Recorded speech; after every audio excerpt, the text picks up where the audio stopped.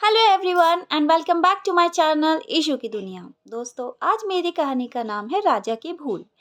एक राजा था जिसने 10 खूंखार जंगली कुत्ते पाल रखे थे। अगर उसके राज्य में किसी भी इंसान से गलती हो जाती थी तो उसे मौत की सजा देने के लिए उन जंगली कुत्तों के सामने फेंक दिया जाता था।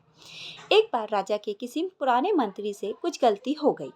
राजा ने गुस्से में आकर ये आदेश दे दिया कि इस मंत्री को इन कुत्तों के सामने फेंक देना है।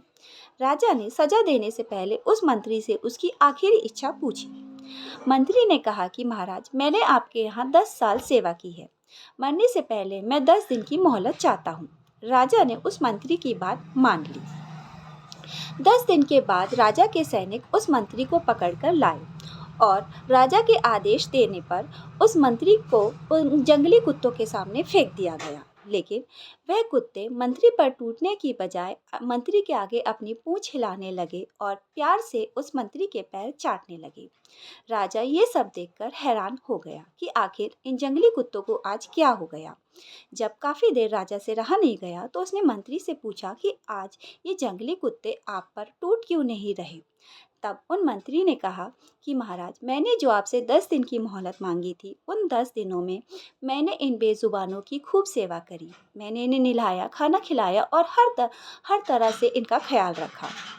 ये जंगली और खूंखार होने के बावजूद मेरी स्वामी भक्ति को नहीं भूले और इन्होंने मुझ पे नहीं काटा। लेकिन मैंने 10 साल आपकी सेवा करी, लेकिन एक छोटी सी गलती होने पर आप मेरी 10 साल की मेहनत भूल गए और आप मुझे मौत की सजा देने लगे।